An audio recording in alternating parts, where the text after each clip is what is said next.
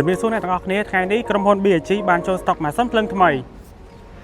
ចាសូមគោរពនឹងជម្រាបសួរអតិថិជនរបស់ BAG ទាំងអស់គ្នាថ្ងៃនេះដែរចង់នាំមកអារម្មណ៍អតិថិជនរបស់ BAG ទាំងអស់មកមើលម៉ាស៊ីនភ្លើងដែលទើបទៅចូលស្តុកថ្មី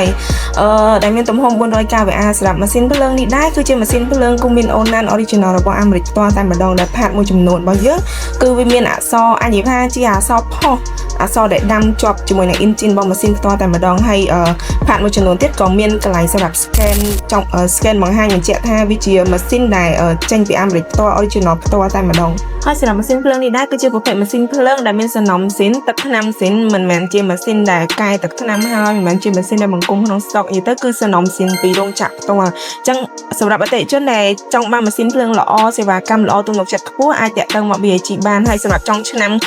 ខាងមុខនេះក្រុមហ៊ុនក៏មានជា promotion ជូនអតិថិជនអញ្ចឹងចង់ដឹង promotion បែបណាអាចតាក់ទងតាមលេខទូរស័ព្ទខាងលើបានអរគុណ